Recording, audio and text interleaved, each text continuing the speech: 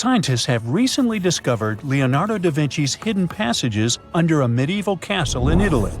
They followed a newly found 15th century sketch by the creator of the Mona Lisa and found one of the unexplored architectural wonders from the age of the Renaissance. Construction of the Sforza castle started back in 1358, but it was destroyed about a century later during a local crisis. Then, in 1450, Francesco Sforza, the Duke of Milan, decided to rebuild it on the old ruins. After he passed away, his son Ludovico took over and kept improving the castle. He brought in some of the best artists of the time, including Leonardo da Vinci, to decorate its walls. We can still see Leonardo's frescoes today in the Room of Wooden Boards. While he was working at the castle, da Vinci also recorded some historical underground passages hidden beneath the outer wall. The drawing, dated between 1487 and 1490, was found at the Institut de France in Paris. The sketch is highly precise, and it proves that Leonardo was really interested in fortification design and was great at documenting existing structures. Historical records show that Ludovico ordered the building of an underground passageway that led straight to a basilica, where his wife was buried. Ludovico married Beatrice in 1491, and they had a happy but tragically short marriage, as Beatrice passed away while giving birth in 1497. The Duke locked himself away for weeks, grew a beard, and wore only black clothes while he was mourning his beloved wife. The secret tunnel may have stretched over a half a mile and would let Ludovico visit her grave in private. It could have served as an escape route if the castle was ever under siege. The existence of the tunnels remained one of the mysteries of the Renaissance for years, as no one knew for sure they were there. But now, scientists finally uncovered the secret history. They used a combination of ground-penetrating radar and laser scanning to build up an accurate 3D model of all the structures under the castle. They found the tunnels da Vinci alluded to in his drawings, and it looks like they may have only been a small part of a whole system of historical underground passages. The goal is to create a complete digital twin of the castle that will not only show all the preserved constructions, but also the ancient ones that are no longer visible. They also plan to add augmented reality to the virtual paths to let visitors discover Leonardo da Vinci's hidden passages. Now, we don't know if the genius actually took part in constructing the hidden passages that scientists recently discovered, but we do know about some other Leonardo da Vinci inventions. He created the first satellite-like map in 1502, long before photography or satellites were even a concept. A famous figure in Italy, Cesare Borgia, invited Leonardo to a small town called Imola, near Bologna, to create a highly detailed map for him. Back then, maps were not very precise, as no one had figured out how to show exact distances on a smaller scale. Instead, people spent a lot of time decorating them with dragons, roses, fancy castles, mountain ranges, flowers, and other artistic details. These maps look more like beautiful paintings meant to be displayed, rather than practical tools for navigation. But Cesare Borgia wanted something truly functional, and Leonardo managed to create something revolutionary in the field of cartography. If you compare satellite images of Imola today with Leonardo's map, the similarities are striking. He captured every alley, curve of the streets, roadways, and even the exact sizes of the buildings. And he did it all by hand, using just a pencil, ruler, compass, and several of his own clever inventions. To gather all the necessary data, the genius walked through the streets for weeks using a large wheel that spun as he moved, recording the distance with a cable. Using the magnetic compass, he determined precise directions. He also developed a tool called the bussola, which measured angles inside a circle. With this, he could track the exact turns of each street and the size of the intersections. He figured out the distances between houses and major roads. Then, back at home, he used his notes and calculations to draw the map to scale with incredible precision. In his work, Da Vinci also used a technique developed by Florentine humanist Leon Battista Alberti.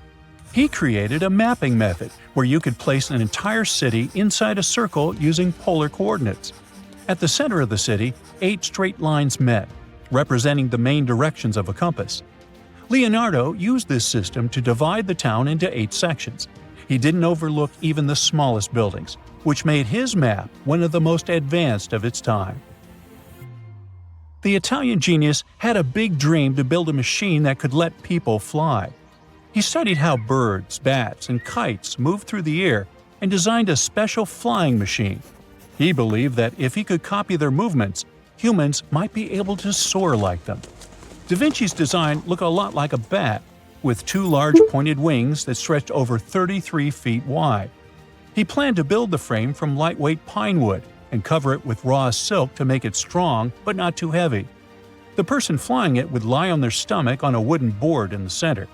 To make the wings flap, the pilot had to pedal a crank with their feet, which was connected to a system of rods and pulleys. There was also a hand crank for extra power and even a headpiece to help steer. As the person moved their hands and feet, the wings would flap and twist, just like a bird's. But there was one big problem. Humans aren't strong enough to make the machine lift off the ground. Even though it might have worked once in the air, there was no way for a person to get it flying on their own. Leonardo probably realized this, but his amazing idea still inspired flying machines that came centuries later. Da Vinci was way ahead of his time with many of his inventions, but his idea for a humanoid robot was especially futuristic. He was working under the patronage of the Sforza family, the one that had those ancient tunnels of Italy built. The genius designed a mechanical knight that could move its arms, turn its neck, and even open and close its mouth. Da Vinci had good knowledge of anatomy and the mechanics of body movements that helped him. His unusual creation used an external system of cables. A hand crank set it in motion, and there was also an internal gear-driven mechanism. About 450 years later, Da Vinci's detailed sketches of the robotic knight were rediscovered in the 1950s. Several researchers tried to recreate the robot from those sketches. In 2002, a roboticist who developed systems for NASA and Lockheed Martin took inspiration from the old notes and built a functioning model of Da Vinci's robotic knight. Another design Leonardo created for Duke Sforza was a special kind of bridge that could be taken apart and carried easily. It was made for defense forces who needed to cross rivers or moats while traveling. This bridge would swing across the water and land on the other side. It had wheels and used a rope and pulley system, so it could be set up quickly and packed away just as fast. To keep it steady, it even had a special weight to help balance it. Leonardo wrote in his notes that the bridge was light yet strong, and he designed several bridges like this for the Duke. One of his other designs was a bridge that could be built very quickly, and the defense forces would move across multiple rivers. As scientists continued to study Leonardo da Vinci's hidden passages, they reveal new chapters in human history. Who knows what other unexplored architectural structures they will find? So looky here, scientists discovered ancient artifacts near King Tut's tomb. Turns out, his VIP final resting place looks more like a public graveyard with about a dozen wooden coffins that's been there for around 3,600 years. Okay, I might have exaggerated a tad.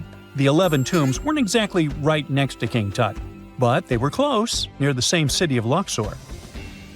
New findings in Egyptian tombs can help us piece together what life was like in ancient Egypt. And guess what? Ancient Egyptians seem to have been remarkably like us, modern humans. Say, the women have always loved jewelry, and archaeologists retrieved a beautifully made necklace with 30 amethyst beads and 2 agate beads, plus a hippo head amulet. Bet it was all the rage back then. Researchers also discovered 2 copper mirrors. One had a handle shaped like a lotus, and the other was decorated with Hathor, the ancient Egyptian deity of the sky, women, fertility, and love. These recent excavations near Tutankhamun's burial site led to another jaw-dropping revelation. For the first time in thousands of years, fragments of Queen Hatshepsut's Valley Temple were uncovered. This fearless woman was thought to be the second female pharaoh, who ruled with both courage and wisdom, leaving a legacy as solid as the stones themselves. Her temple, hidden for ages, opens a window into a time filled with power, intrigue, and spiritual devotion. Archaeologists found over 1,000 beautifully decorated stone blocks on the outskirts of Hatshepsut's funerary temple. There were very few women who managed to take the throne in ancient Egypt. Another tomb was found nearby, and it belonged to the overseer of Queen Tete Sheri's palace, whose name was Jehuti-Mez. Queen Hatshepsut seems to have even more tombs, aces up her sleeve. These tombs were carved into the rock instead of being built as pyramids, showing a unique ancient perspective on how to protect the soul in the afterlife. Experts managed to retrieve some cool ancient pieces from the site. Toys made of clay, mummy masks, winged scarabs, and some amulets. Sadly, there surely used to be way more artifacts, but over the last centuries, there have been people other than archaeologists to stumble upon this site. It's likely that looters got to these tombs before them and may have taken some valuable items. But they did leave behind some cool stuff for the researchers, like pottery used for offerings of bread and meat, along with archers' bows that connect the tomb's owners to the Egyptian military. Meanwhile, soul protection is way more important than you might think, especially if you're roaming around Luxor looking for ancient secrets. You aren't scared of King Tut's curse, are you? Let me tell you what happened to those who weren't scared, but promise me to take it with a dash of salt, okay?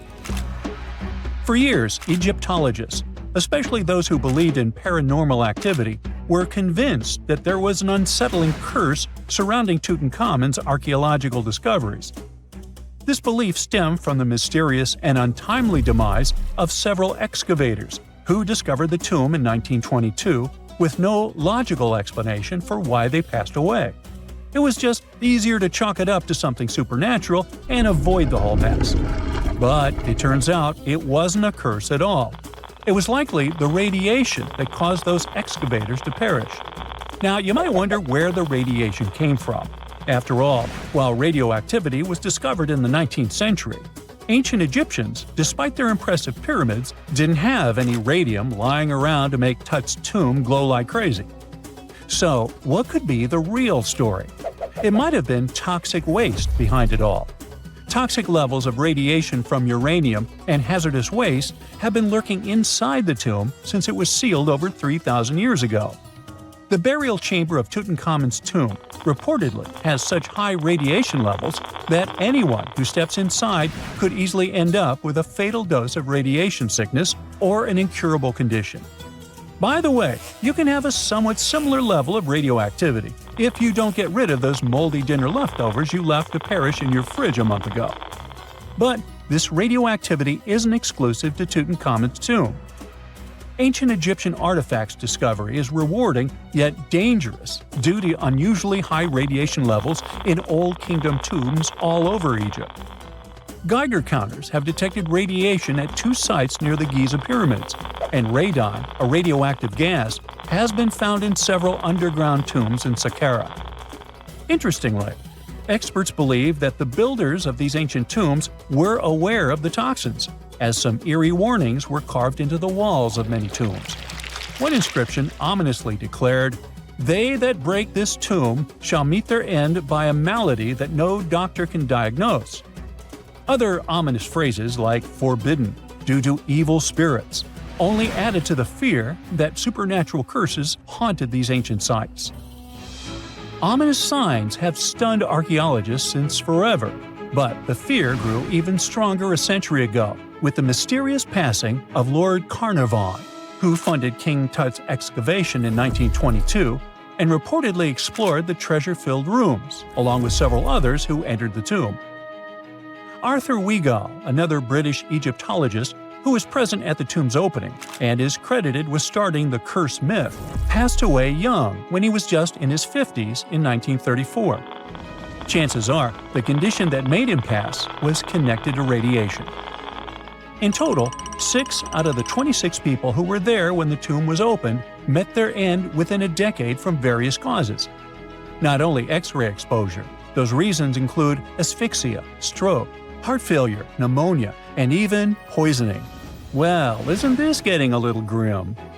There was one guy who opened the tomb and somehow managed to avoid the infamous curse, Howard Carter, or so it seemed. Some folks pointed to his survival as proof that the curse wasn't real. After digging up the tomb, Carter published several books on the topic and shifted gears from archaeology to dealing in antiquities for various museums. Despite dodging demise or injury, rumors swirled about how the curse may have impacted him in other ways. One of the big stories linked him to Lord Carnarvon's daughter, Evelyn. Some said he was madly in love with her, but she married someone else, so he chose to stay single. Others claimed they had an affair while she was in Egypt, which ended when her father passed away and she left the country for good. However, there wasn't much evidence to support these stories. Evelyn was just 6 when they met, and they remained friends until his last breath. She was even one of the few attendees at his funeral, but denied any romantic involvement, saying they weren't that close. A year after the revolutionary discovery near King Tut's tomb, Evelyn married politician Sir Brograve Beauchamp and had a daughter. That same year, Beauchamp toured the tomb with his parents, guided by Carter himself. Carter never married and, aside from those posthumous rumors about Evelyn, had no other romantic connections. While the curse adds an intriguing twist to his life story, his tendency to keep relationships at arm's length was evident long before the tomb was opened. It seemed Carter just wasn't a people person. In 1939, after battling a serious illness, he ultimately succumbed to fate. He was 64, which was a pretty common life expectancy in the UK back then, so no one really thought it was off and linked it to an ancient curse. When he passed, it turned out he had several artifacts from Tutankhamun's tomb in his London apartment, which were eventually sent back to Egypt, marking what some viewed as the curse's end. Who knows? Maybe if he hadn't had all those ancient souvenirs at his place, he would have lived way longer. But all the other demises might seem off. The curse theory was likely fueled by some strange events during the excavation. Carnarvon got a mosquito bite that became severely infected, and around the time they opened the tomb, Cairo experienced a bizarre power outage in a freak sandstorm.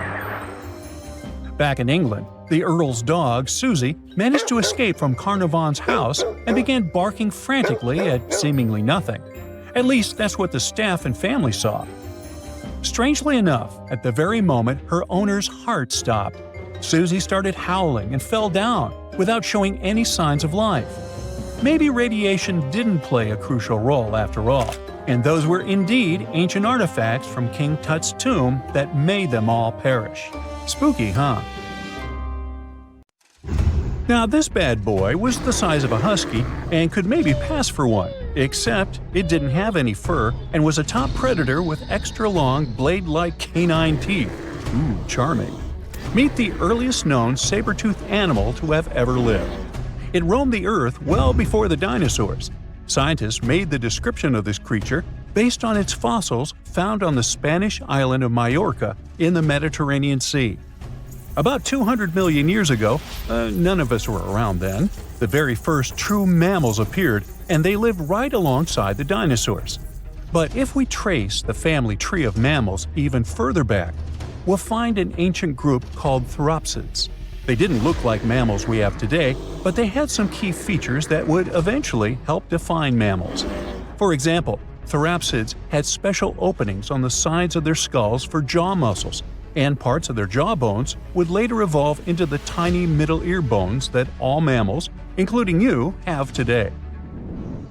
So, the new discovery is what might be the oldest known Therapsid fossil. The fossil, which doesn't have an official species name yet, belongs to a group called Gorgonopsians. Those guys are more closely related to mammals than they are to any other living animals. Some of them were as small as cats, and others were as massive as polar bears. Gorgonopsians had some very mammal-like traits, like different types of teeth for different jobs. But unlike mammals, these ancient predators kept replacing their teeth, even their giant saber-like canines, over and over during their lives. Hey, that would be handy. Until now, the oldest Gorgonopsian fossils we knew about were around 265 million years old. But this new fossil is even older, dating back between 270 and 280 million years. The find was super detailed and complete, including its sharp knife-like fangs, part of its jaw, pieces of its spine, ribs, tailbones, and toe bones, plus most of one of its back legs. Even though the creature's skull wasn't complete, The scientists think it was about 7 inches long, and the animal itself would have been around the size of a medium-large dog, weighing between 66 and 88 pounds. But other than that, it didn't really look much like a dog. Even though it had some lizard-like features, calling it a lizard dog is totally wrong. Mammals and reptiles do share a super ancient ancestor from about 320 million years ago, but their evolutionary paths split a long time ago. When the newly found creature was alive, the island of Majorca was right in the middle of the gigantic supercontinent Pangea. Back then, this area went through super wet and super dry seasons. Scientists have always wondered if major moments in mammal history happened in tropical places like this, but we just didn't have the right fossils to prove it. Now, with the discovery of the oldest known Gorgonopsian in Majorca, the missing pieces of the puzzle are coming together. It looks like some huge steps in mammal evolution could have happened in low-latitude environments we haven't explored much yet. The so-called gap in the fossil record might just be because paleontologists weren't looking in the right spots. Our hero of the day wasn't the only cool guy rocking the planet before dinos settled in. Over 500 million years ago, the weirdest predators to have ever existed ruled the oceans. The name is a bit tricky to pronounce, so I'm not going to. Okay, it's Anomalocaris, but it just literally means unusual shrimp.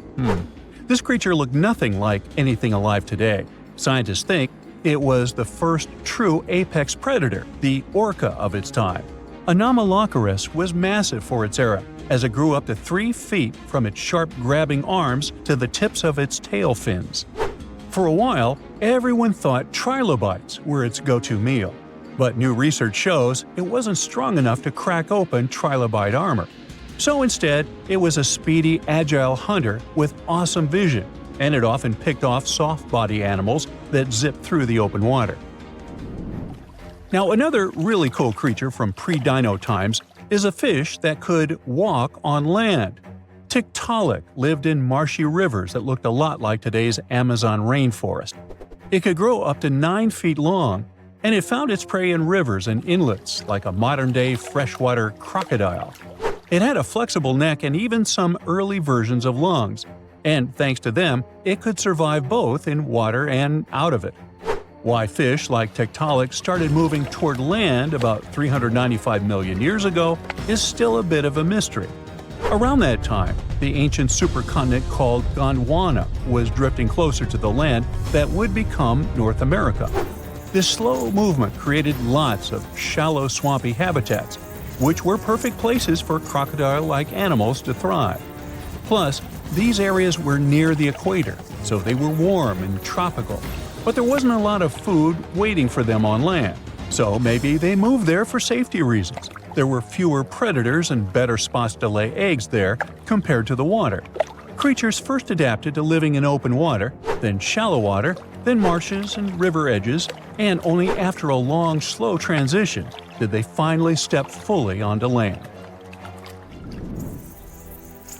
Now, how about a millipede the size of a small car and weighing as much as a large dog?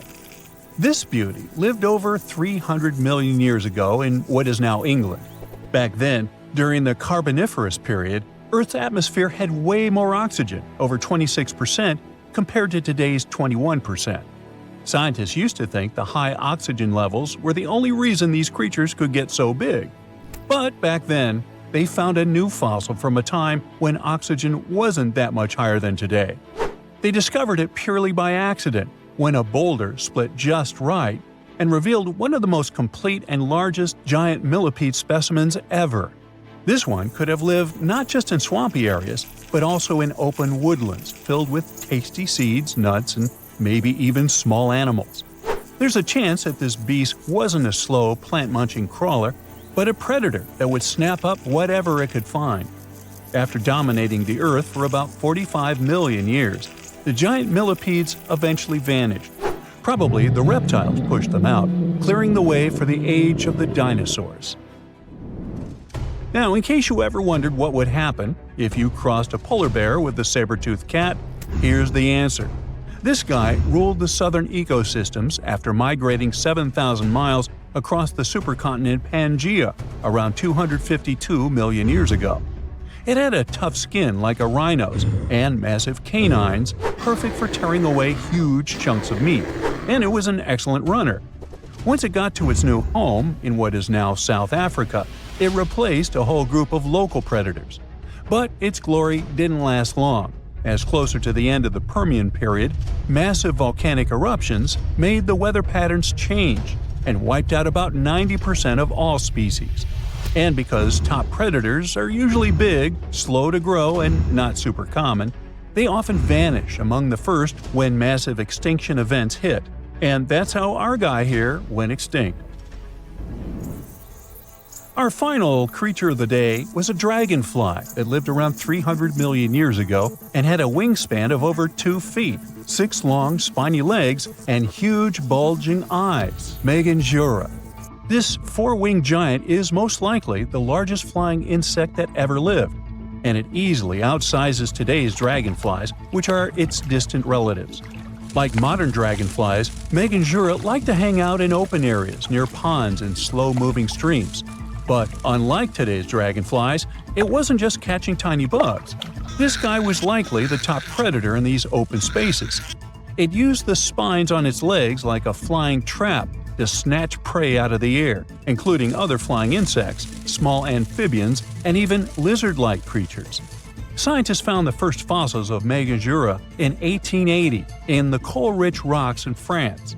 The fossils were incredibly well preserved and showed off the detailed vein patterns in their wings. Scientists think Mangejura grew so huge because it didn't have much competition from vertebrates, and the air back then, during the Carboniferous period, had a lot more oxygen than it does today. They found the tomb of a royal doctor who lived over 4,000 years ago, a man who held pharaohs' lives in his hands.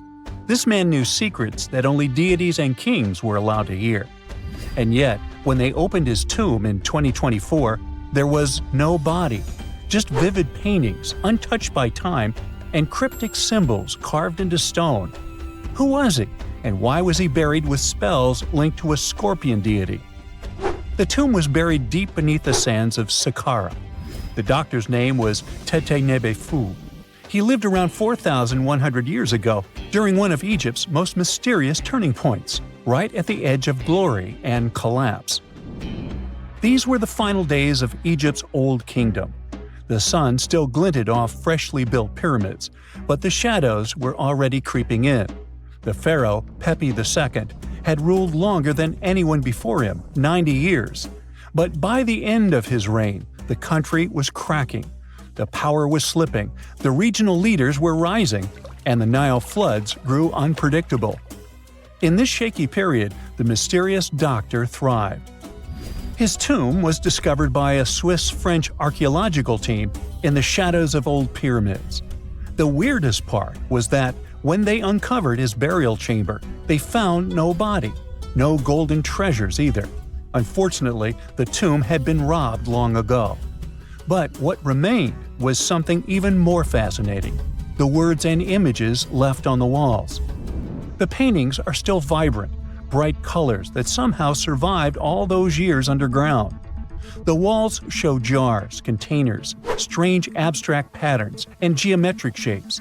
And then there are hieroglyphs, lines and lines of sacred script carved with precision, like someone had poured their soul into every curve. These inscriptions revealed who Tete Nebu truly was. Turns out, he wasn't just any doctor. He was the conjurer of Serket. Now, Serket was the female deity of scorpions, sacred and terrifying. Egyptians believed she could stop venom, heal bites, and protect the living from toxic elements. The title, Conjurer of Serket, meant Tete Nebu was a specialist in treating dangerous stings and bites. And if he got an entire tomb for himself, he may have been Egypt's top expert in those things, a man who healed with both medicine and magic. But that wasn't all. He also held the title Director of Medicinal Plants, a title seen only once before in all of ancient Egypt. That means he knew the healing power of herbs, roots, and oils like no one else. Now, you might wonder what plants in a huge land of sand, but in reality, ancient Egyptians used herbal medicine that would hold up in some labs today. They created pills, ointments, and inhalers. Most often, they chose some active ingredient, a flavor to make it easier to take, and something to deliver it into the body. Sound familiar? And yeah, they didn't have many traditional plants, so some of these ingredients were bizarre by our standards, like using crocodile dung and acacia mixed with honey. They even had formulas for anti-wrinkle creams. And apparently, our mysterious healer was also chief dentist. This title is almost never seen in ancient records. Evidence of Egyptian dentists is incredibly rare. Turns out, our ancient genius didn't just fight stings and study plants. He was also trusted with teeth and jaws, which were actually a huge problem in ancient Egypt. These people may have built wonders, but their teeth paid the price. Ancient Egyptians constantly caught grains of sand in their mouths. They often ate grit-filled bread and raw vegetables, which wore down enamel and caused a horrible condition called attrition. This led to tons of problems, including tooth loss. They had to improvise back in the day. For example, crafting the world's oldest known toothpaste from crushed rock, mint, and pepper, which ironically only made things worse for the gums. Or a toothpaste from things like eggshells, pumice, and natron, a salty mineral used for cleaning. They were also inventing mouthwashes from celery, bran, and herbs to ease the problem. Some mummies were even found with crude metal braces and gold wires attaching missing teeth. Though we're not sure if these were for the living, or was it just a nice little addition added as an afterlife gift. So, Tete Nebu specialized in all these fields. 3 rare titles for one man. Now, back in the day, he must have been admired as incredibly knowledgeable. In a world without modern science, he would have been like a sorcerer who knows how some leaf or bark could save a life. That's why archaeologists believe Tete Nebu wasn't just any doctor. He was, most likely, the royal physician, the one who treated the pharaoh himself.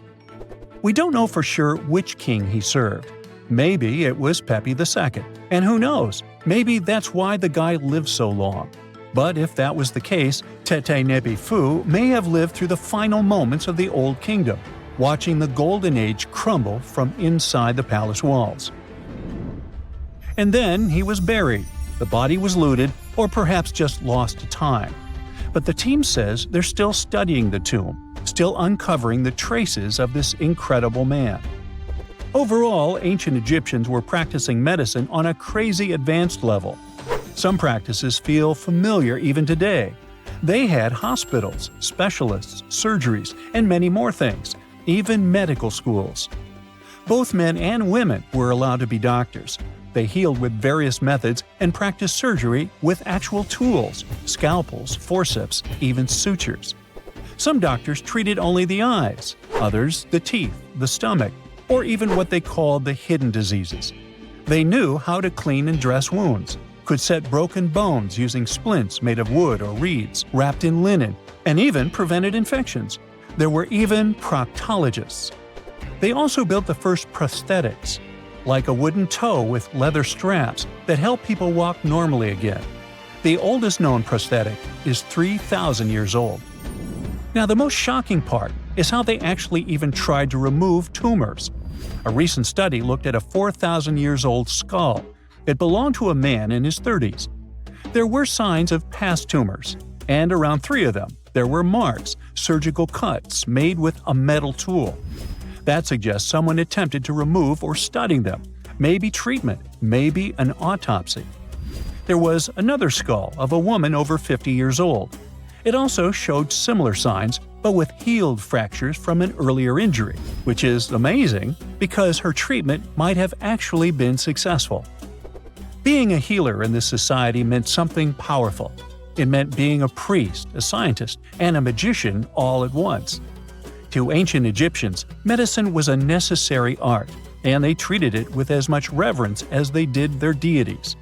That's because they believed that sickness could be both physical and spiritual. So a doctor could recite a spell while applying a salve, and a lot of their treatments worked. The reputation of doctors in ancient Egypt was so strong that leaders from other parts of the ancient world, like Persia, actually sought them out. Even Homer, the Greek poet, once said the Egyptians were the most skilled healers of all. Of course, their understanding of the human body wasn't perfect. For example, they thought the heart controlled thought and emotion. They also didn't know what the brain really did. But their approach, observe symptoms, diagnose, and treat, well, that's modern medicine. Sure, they prayed over the wound, but they also healed it, didn't they? Their most famous physician was Imhotep. That guy was a true polymath, an architect, priest, and a healer who became so revered he was later worshipped as a deity of medicine. Yep, a human who was so cool they turned him into a deity. He lived 2,000 years before Hippocrates, the so-called father of medicine. And yet, some people joke we should drop the Hippocratic Oath altogether and swear an Imhotepic oath instead. These people weren't just laying the foundations of pyramids, they were laying the foundations of healthcare. Archaeologists have been studying Petra in Jordan for 200 years, and in 2024, they found something they had never seen before. It's a tomb with at least 12 complete human skeletons and artifacts that are over 2,000 years old right in front of the treasury. Bronze, iron, and ceramic items were placed with the deceased, which shows how people honored their loved ones when they passed away. It's a rare chance for scientists to learn more about the Nabateans, an ancient group of Arabian nomads who built Petra. The objects found in the tomb under Petra's treasury are in amazing condition, but the skeletons became fragile because it's damp inside the tomb. They plan to study the remains and extract DNA to see if the people in the tomb were related. While some scientists are solving tomb mysteries, others have trained AI to find new ancient sites for them. They've created an algorithm that works with a special type of satellite imagery. This technique uses radio waves that can peek under things like sand, soil, and even ice to find hidden objects. AI will help search a huge desert on the Arabian Peninsula called the Empty Quarter for archaeological treasures. The lead scientists of the experiment trained the algorithm to recognize hidden locations using data from a site they had found before. The new tech can discover buried structures within 20 inches, which is very precise. Another groundbreaking tech, LiDAR, which means light detection and ranging, helped archaeologists reveal new hidden cities all around the world. LiDAR can see big structures beneath layers of vegetation and map even subtle changes in ancient landscapes. They use it to scan large areas from a small plane flying over places that aren't so easy to study from the ground, like dense jungle. In 2024 alone, they found new Maya settlements in southern Mexico, gardens, roads, and rivers in Ecuador's Amazon rainforest, ancient ruins on the Pacific island of Tonga, and the remains of 2 medieval cities along the Silk Road route in Uzbekistan. Maybe some smart technology can also explain what Marge Simpson is doing on Earth in an ancient Egyptian tomb from 3,000 years ago. The drawing, featuring a woman with yellow-colored skin, a blue crown, and a green outfit, is alarmingly like the famous cartoon character. If you don't see a resemblance here, I hope you'll at least enjoy an amazingly well-preserved necklace with amethyst and agate beads. It's from another recent find from Egypt, an ancient tomb with 11 sealed burials near Luxor. Archaeologists also found 2 copper mirrors, one with a lotus-shaped handle and the second with a unique design of the deity of the sky, women, fertility, and love in ancient Egypt. The hair of the figurine was originally made from almost 4,000 mud beads. Another awesome find from 2024 is an ancient Greek shrine with intact burials, a sarcophagus, and plenty of gold inside. They think it was built before the year 300 before the Common Era, and the marble lions, also found inside, were made from the same marble as the Parthenon in Athens. Greece is so full of ancient treasures that the city of Thessaloniki will house around 300,000 of those artifacts in their new subway system. Meanwhile, archaeologists in France have found a monument unlike any other, and they can't figure out what it was used for. It's direct proof that people used to live here between the Neolithic and the early Iron Age periods. The coolest part is a monument made of 3 unique shapes that fit together like puzzle pieces. Some gravel found in the monument could mean there used to be a wooden fence called a palisade. People who built it probably used it for protection or decoration. The team studied the layers of soil around the monument to learn more about its origins. The only tools found so far were sharp flint stones, not the cartoon characters, which were used during the Neolithic period. The next step will be radiocarbon dating to figure out exactly how old the site is. Now, the oldest saddle ever found so far was found in the grave of a woman near the edge of the Taklamakan Desert in northwest China. This saddle is the oldest ever discovered. It was crafted from pieces of leather that were sewn together and stuffed with straw and animal hair to make it soft. Now, normally, things made from natural materials like this don't last very long because they rot or fall apart. But the Taklamakan Desert is so dry that it helped preserve the artifact. The herdswoman who used the saddle was buried in her full riding attire, so this proves that not only men used saddles and took part in herding and traveling. Now let's shift to Guatemala, where an ornate jade mask made by the ancient Maya people was waiting for centuries to be discovered. Scientists use radiocarbon dating to figure out the age of the mask. They believe the mask may represent a Maya storm deity, a powerful figure in their mythology. These kinds of masks were often made to honor Maya royalty, and they were placed in the tombs of kings and queens when they were buried. The king's tomb was also decorated with carvings made using tools crafted from volcanic obsidian. After 15 years of searching, scientists may have finally figured out where the altar stone of Stonehenge comes from. They compared the tiny minerals inside the altar stone with rocks from many places in Wales and England and ruled out lots of spots. Then they found the perfect match with a place in Scotland, more than 466 miles away from Stonehenge. This area might even be Orkney, a group of islands in the far northeast of Scotland where a lot was going on during the Neolithic period. The big question now is how ancient people moved such a massive stone so far. The altar stone is over 16 feet long and weighs more than 6 tons. The new theory is that they might have used boats to carry it across the coastline and rivers. Once it was close to Stonehenge, they theoretically dragged it across the land using wooden sleds, ropes, and a lot of teamwork. Meanwhile, in the north of France, an ancient home popped to the surface during the construction of a new house. It turned out to be a luxury urban house for the elite from the 2nd century of the Common Era.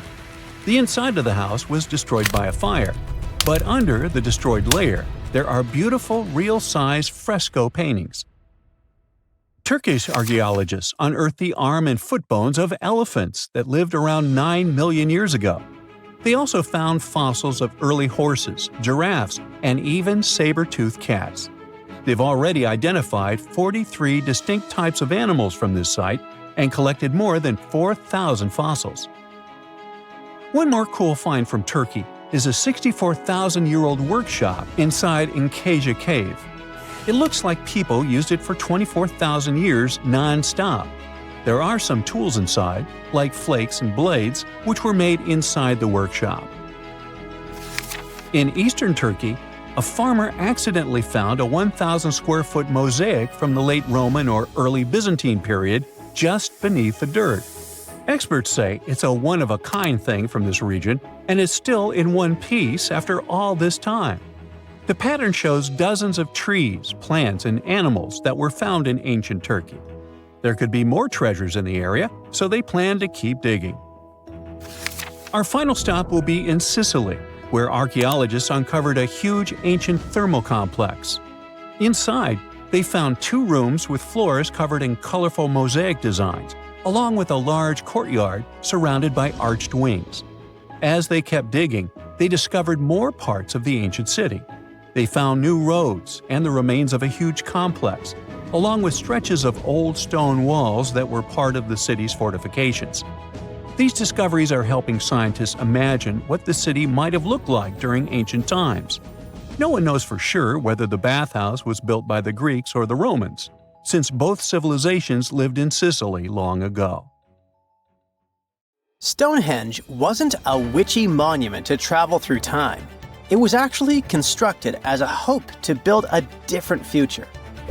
Recent research just found out that the monument was probably raised as an attempt to reunite the Britons during a period of big division. The thread of this story lies on the altar stone, the monument's most iconic rock. For years, scientists believed that the stones used in Stonehenge, including the altar stone, came from the nearby Preseli Hills in Wales.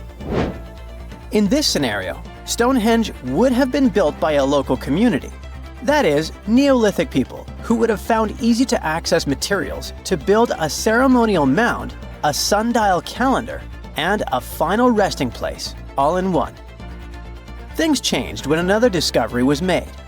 In 2018, leading-edge research pointed that the altar stone actually came from the River Tay region in northeastern Scotland, which is located over 400 miles away from Stonehenge. Scientists found similar rocks as such in Scottish monuments. You see, the altar stone is a recumbent stone, laying on its side. Many of the rocks were found in ceremonial stone circles in Scotland, and they are unique to this region. When this discovery broke through, it got archaeologists thinking. Maybe Stonehenge wasn't just a local project, but a wider collaboration between different tribes and communities across Britain. To understand this, we need to rewind to around 3000 BCE. That's when Britain still wasn't a unified country per se. Rather, it was a patchwork of tribes such as those coming from southern or eastern Europe, each with their own customs and beliefs. As an island, Britain's population changed many times. Britain was mainly composed of farmers who descended from people from the Middle East and arrived on the land around 6,000 years ago. This group thrived in the area until 2500 BCE, when another group coming from the regions of the Netherlands and Germany started to appear. These ones, also known as the Beaker people, were responsible for the large population turnover that Britain experienced during the Neolithic period and the years that followed. The Beakers were called so because of a specific type of pottery they used to make and bury their loved ones with after their passing. It's possible that the original dwellers of the land didn't like it that their land was being repopulated. And what researchers suggest is that Stonehenge was this attempt to reunite the original Neolithic farmer population and regain some type of identity control over their land. They would have invested a lot of time and energy in bringing the altar stone all the way down from Scotland, without the help of wheel technology, for example. You see, the wheel had already been invented in Lower Mesopotamia, but since there was no Wi-Fi at the time, the Brits weren't aware of this technology until much later on. This whole territorial crisis could have driven locals to use their resources to move the altar stone to Salisbury Plain in England, in order to reunify the land. You see, Stonehenge wasn't built in one go. Its history dates to around 3000 BCE. That's when the monument was just a circular ditch and bank, known as a henge. Inside, they placed wooden posts and possibly totem-like carvings. This version of Stonehenge wasn't about rocks yet. It was more of a ritualistic place and possibly a final resting place. They found several cremation pits from this period, making it the oldest resting place in all of Britain. It was only around 2600 BCE that the blue stones came around. The naming might be a bit misleading since they're not literally blue rocks. They have a bluish tinge to them when they're freshly broken, hence the name. These smaller rocks probably came from the Preseli Hills in southwest Wales, which is about 150 miles away from Stonehenge. Some researchers say that the ancient ones believed that blue stones had healing qualities. So we can maybe guess why they went through all of the trouble to move them from Wales to Salisbury Plains, huh? A little bit later than that, circa 2500, that's when we start having the Stonehenge we know and love today. That's when the Sarsen stones started to arrive. The Sarsens are Stonehenge's huge stones. I mean, each sarsen can weigh around 25 tons. That's as much as 3 African elephants stacked together. The sarsens make that iconic outer ring circle. Supposedly, that's also when the altar stone was moved from Scotland directly to the heart of Stonehenge. The altar stone is the largest of the blue stones used to build Stonehenge. Today, the altar stone lies recumbent at the foot of the largest trilithon of the monument. In case you don't know, the trilithons are the horizontal stones used to form those famous arches we see today. And here's where the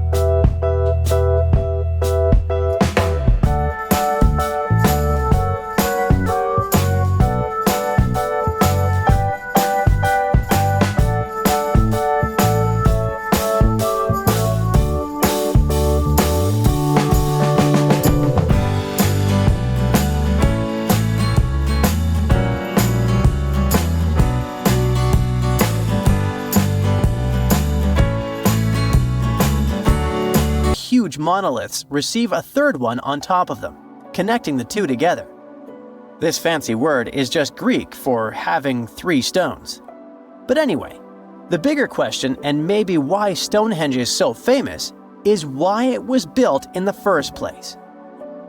You see, Stonehenge's entire layout seems to have been carefully planned to align with the movements of the sun.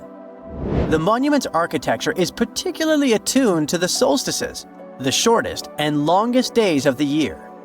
During the summer solstice, the sun rises perfectly in line with the heel stone, casting light straight into the heart of the stone circle. A spectacular, almost magical sight that surely wowed its ancient audience. But it's the midwinter solstice that seems to hold a special connection to the altar stone.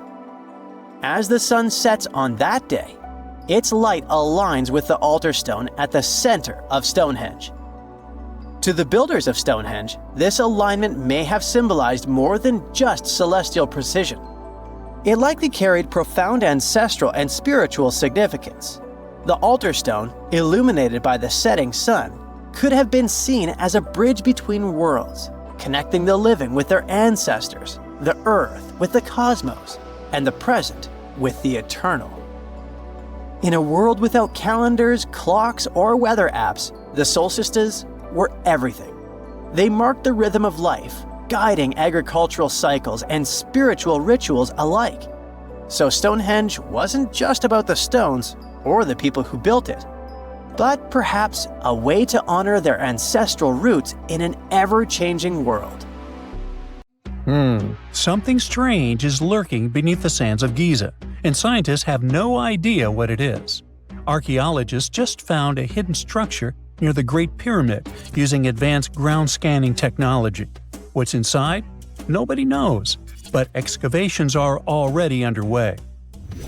The Great Pyramid of Giza is one of the most famous monuments on Earth. But it doesn't stand alone. It's surrounded by an ancient necropolis, a massive royal graveyard filled with tombs and monuments. They belong to pharaohs, nobles, and other high-ranking officials. Most of these tombs are above the ground. They're called mastabas, rectangular, flat-roofed tombs built from limestone or mud brick, and they've been studied for decades. But from old movies, we know that these weren't simple graves. They have deep vertical shafts leading to underground burial chambers, where the past was sealed away for eternity. And recently, archaeologists found one curious empty space in the cemetery, a completely unexplored patch of ground. No mastabas, no visible ruins, nada. For years they ignored it, but between 2021 and 2023, they decided to investigate. They didn't dig though. Instead, they used a technology that kind of acts like X-rays for the ground. These radars let scientists see the secrets hidden there. And there was something hidden beneath the sand, something deliberately buried and forgotten. A two-part underground structure. One part was shallow and L-shaped. It's about 33 feet long and buried just 6.5 feet deep. But below that, a deeper, more mysterious anomaly, a structure completely different from anything else in the area.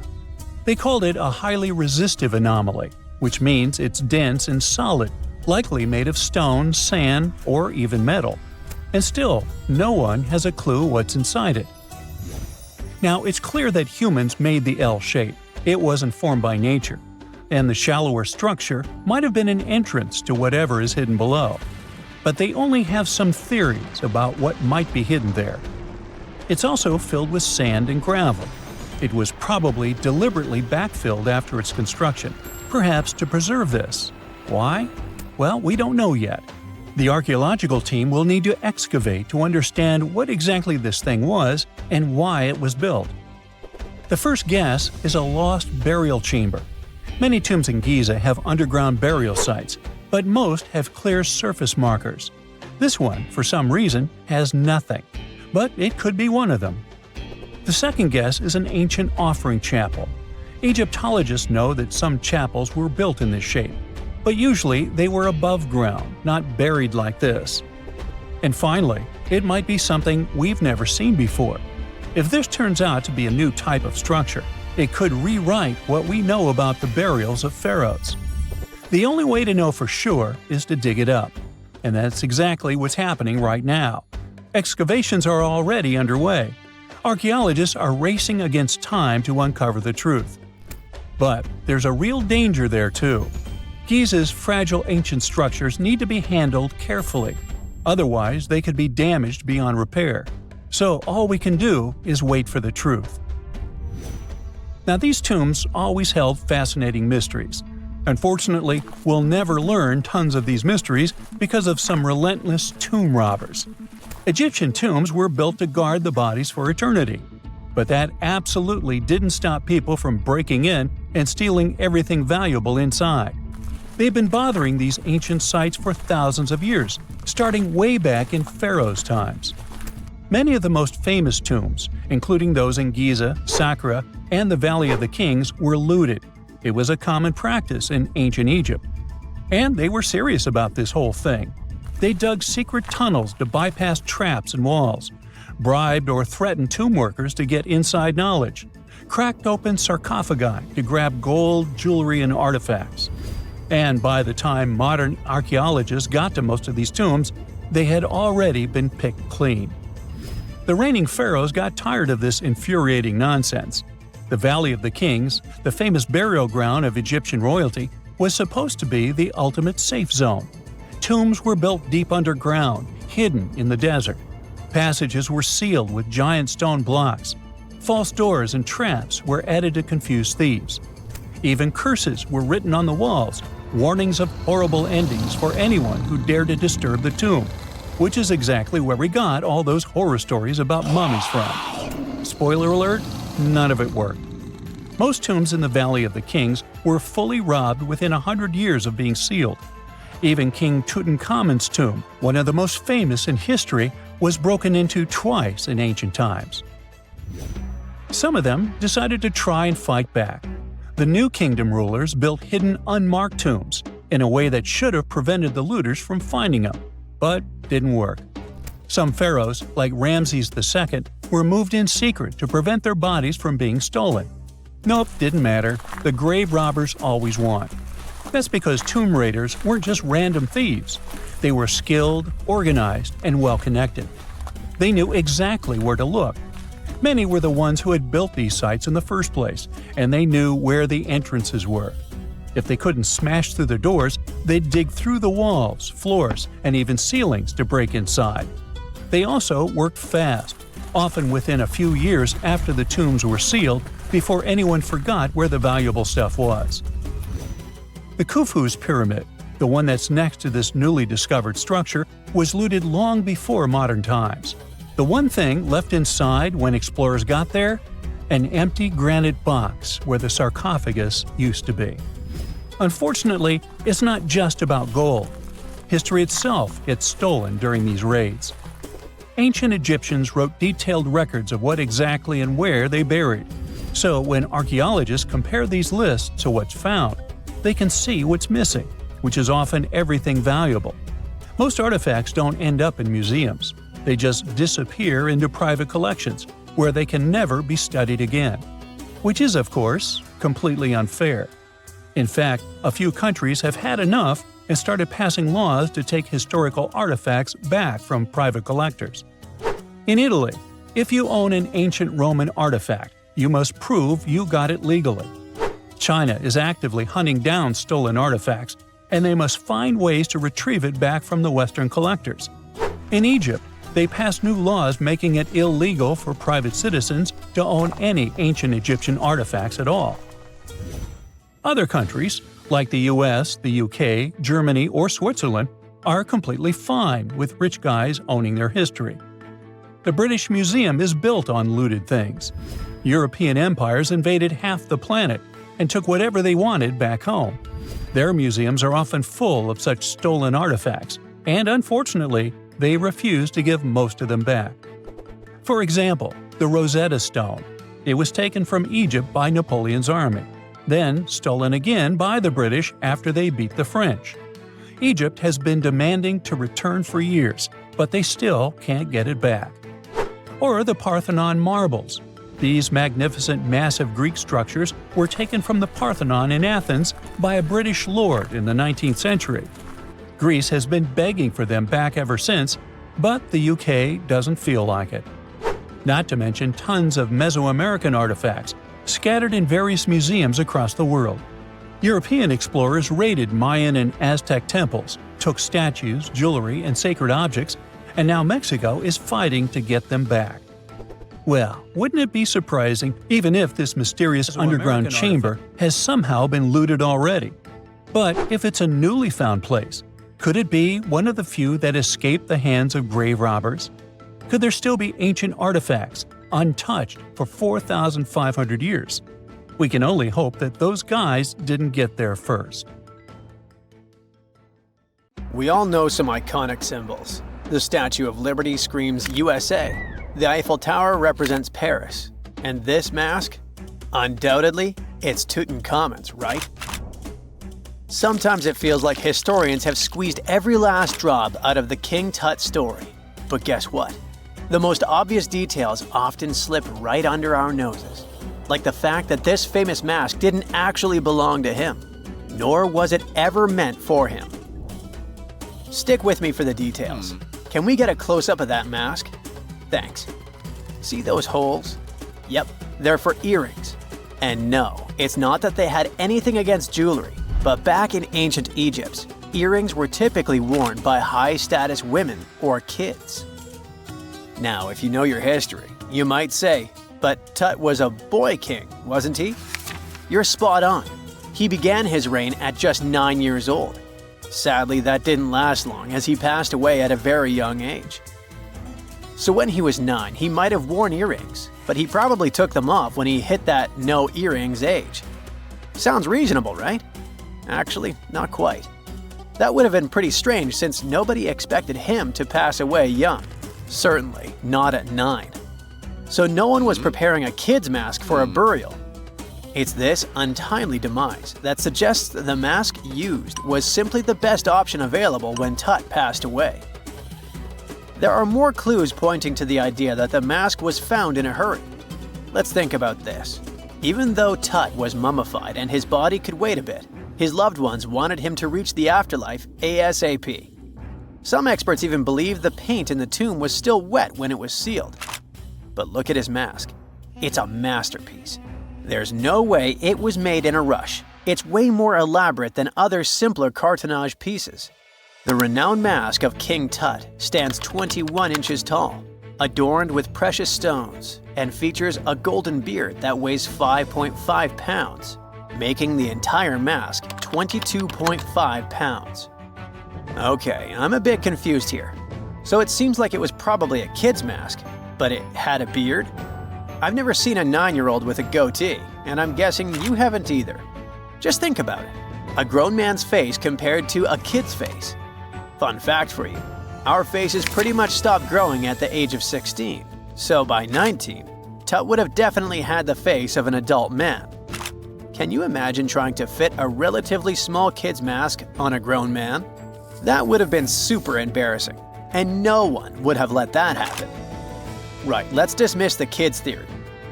Now the second option, if you remember, is that the mask could have originally belonged to a woman. This is where the beard theory comes into play. Some researchers believe the beard might have been added later on. Here's another twist.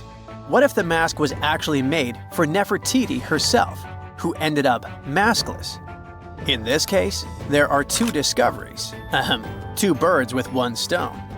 For now, it sounds like a conspiracy theory, I know.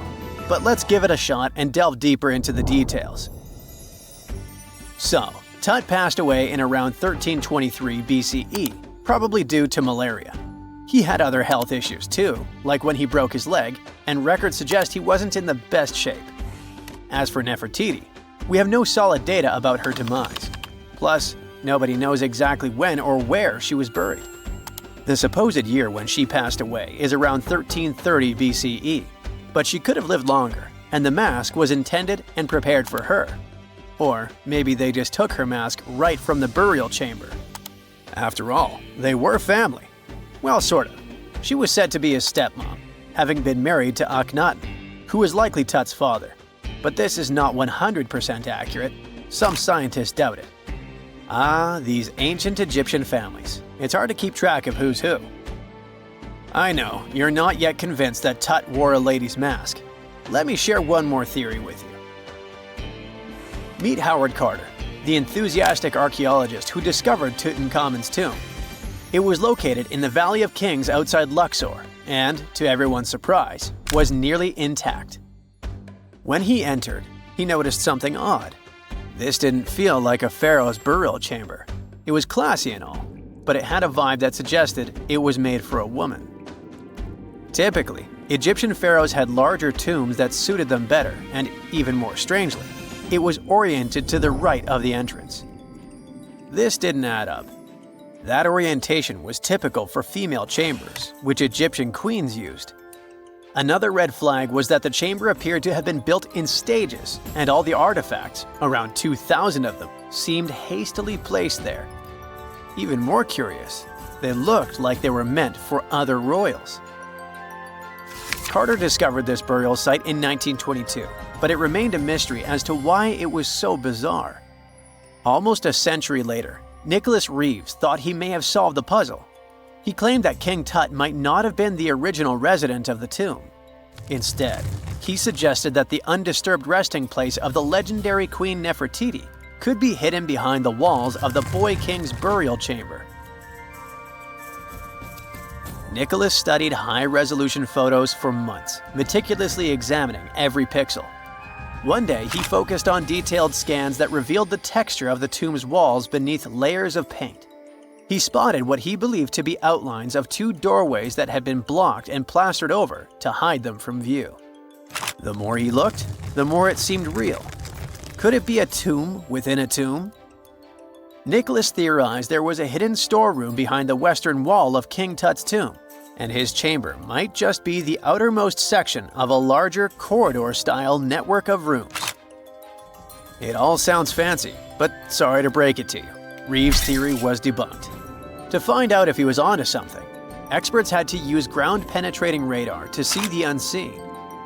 Reeves' idea was that if there were gaps, it could indicate the presence of additional rooms.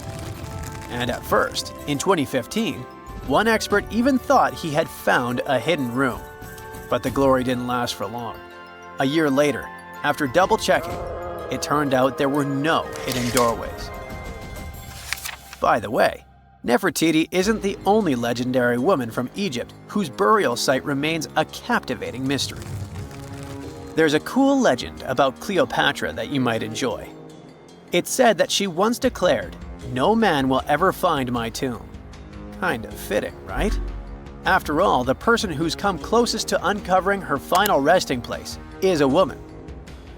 Fast forward a few millennia after she passed away, and while no man has located it, archaeologist Kathleen Martinez believes she might have cracked the code.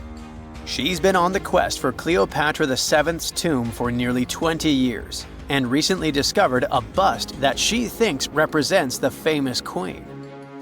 However, not everyone is on board with her claim. Some experts argue that the bust doesn't resemble Cleopatra at all. Alongside this intriguing marble statue, Martinez's team also unearthed 337 coins, some of which, less controversially, feature Cleopatra's likeness. But the real part is that it's still not officially confirmed. There's no doubt about the existence of the small bust. It's carved from white marble, fits in one hand, and shows a woman wearing a royal crown, according to a translated statement from the Egyptian Ministry of Tourism and Antiquities. The big question, though, is who it actually depicts. While Martinez insists this statue is a representation of Queen Cleopatra VII, many other archaeologists argue that the facial features don't match, suggesting it likely belongs to a princess instead. Sorry, I can't resist the temptation of breaking the magic for a moment. Some folks believe that the whole idea of "no man will find my tomb" is misunderstood. Even if she did say it, what she probably meant was "no living soul," and it wasn't about gender at all. It can as well be just a beautiful legend. Toodaloo!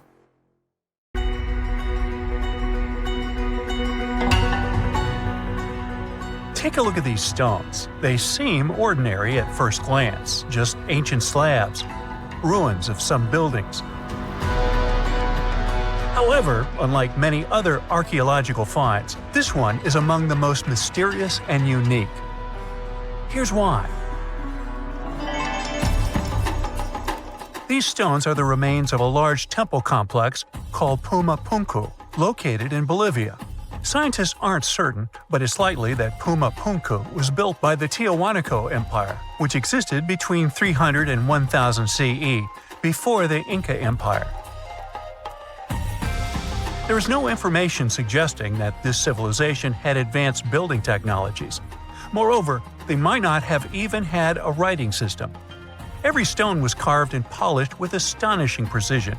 They fit together perfectly, like pieces of a puzzle. The craft is so refined that not even a razor blade can pass between the stones. Quite impressive for people who lived around 1500 years ago. And these stones are heavy. The largest ones weighed around 130 tons. So, how did the builders transport such weight from one place to another? Scientists suggest that this civilization did not know about the invention of the wheel. So, how did they manage to build such a perfect engineering structure? Did Tiahuanaco have the knowledge and tools for stonework? Or did someone else build Puma Punku? There are several theories about this. Theory 1. There was some advanced civilization that came to South America, interacted with Tiahuanaco, built this engineering marvel, and then left. Theory 2. Some beings from another planet came to Earth, showed humans how to build perfect structures, and created Puma Punku. This theory is dubious.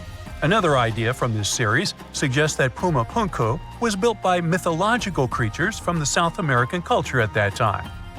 Theory 3, the most likely one. There is no mystery here.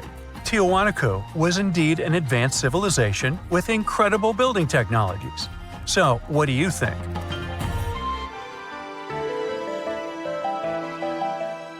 Okay, we've seen some pretty rectangular stones used for building a temple. How about perfectly round stones for studying the starry sky? Or for some other purpose, it doesn't matter. So, welcome to Costa Rica. In the south of this country lies the so-called decaspheres.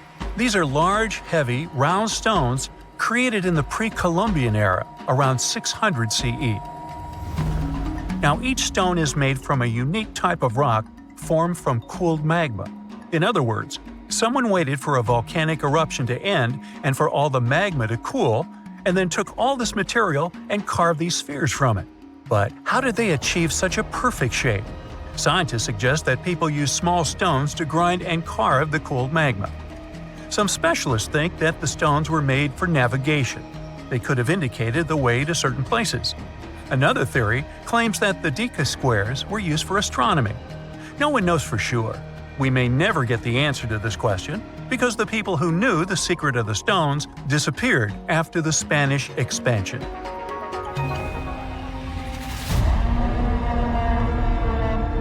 So, let's continue our journey. See these cobblestones? Archaeologists still don't know why they're arranged along a long stretch of desert crossing Jordan and Israel. These strange stones form a chain of lines 40 miles long and have been here since around 300 BCE. Because they were discovered by pilots during flights about 100 years ago, some call these stones kites. One of the more popular theories suggests that people placed these structures here to lure animals into a pit where they could be caught. Apparently, ancient hunters knew the behavior of local fauna well, and were sure the animals would somehow walk along these stones, ending up in an open area with a pit where hunters could easily do their work. Perfectly smooth rectangular and square stones, round stones, stone traps for animals. What's next? How about a stone canvas or stone painting? To see this ancient artifact, we'll travel to Glasgow, Scotland, where archaeologists unearthed a stone slab created about 5,000 years ago. It is called the Cockno stone. The slab measures 43 by 26 feet, about half a basketball court. And this entire area is filled with strange swirling patterns that scientists call cup and ring marks. But what do they mean? As usual, scientists don't know for sure. But one theory suggests that the inscriptions on the stone are somehow related to astronomical phenomena, such as lunar or solar eclipses. Maybe it was a star map, or maybe people just wanted to create a work of art. In any case, there is another interesting fact related to the cup and ring marks. Scientists have found similar drawings in other prehistoric sites around the world. Okay, let's step away from mysterious stones and look at some other archaeological mysteries. Here is the approximate order of civilization development starting from 8000 BCE, according to scientists. First, people settle in one place and build a city or settlement there. Then they engage in agriculture, and after that, they build temples. But in 1994, archaeologists said, no, the order might have been different. What if people first built temples to worship higher mythical beings and only then built cities and engaged in agriculture? Let's go to Turkey, to the rural area of Gobekli Tepe, where in the mid-1990s, archaeologists discovered several stone pillars with carved animals on them. This ancient structure dates back to around the 10th millennium BCE. Now, this place is considered one of the oldest places of worship in the world. Most likely, it was built by semi-nomadic hunters who knew nothing about agriculture because it appeared in this region 5 centuries later. Now, scientists are wondering, is it true that such structures led to the settlement of the area? The answer to this question may help understand the mindset and development of humanity in many parts of our planet. So, would you like a scroll with the location of a treasure marked on it? You could say you already have one.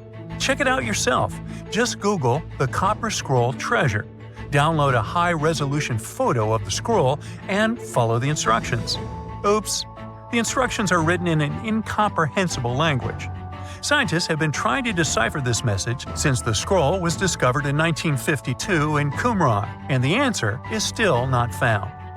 According to one theory, the scroll contains information about a large amount of silver and gold. But even if the treasure does not exist, this artifact is still quite interesting to study. It was created around 2,000 years ago, during the time when the Roman Empire ruled over the settlement of Qumran. Perhaps the local residents hid their valuables from the Roman legionnaires and left such a map for their descendants. When you approach this archaeological wonder, you won't notice anything. But if you rise into the air and look down at the ground, you'll see amazing patterns created by the people of the Nazca culture. This discovery is called the Nazca Lines. Pilots and passengers of commercial aircraft first noticed them in the 1920s and 30s during flights over Peru.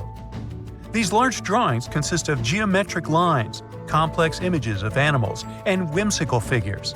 More than 2,000 years ago, people removed part of the surface soil of this land and created these patterns. But why? The Nazca Lines continue to captivate researchers and enthusiasts alike. Recent technological advancements, such as drone imagery and satellite mapping, have provided new insights into these enigmatic formations. Some researchers are now exploring the possibility that the lines serve multiple purposes, including communication with someone not from our world. And to some extent, this is true. Some scientists believe that the Nazca Lines were a ritual method for communicating with the deities of the Nazca civilization. Studying these archaeological wonders not only enriches our knowledge of the past, but also inspires us to appreciate the ingenuity and creativity of the human spirit.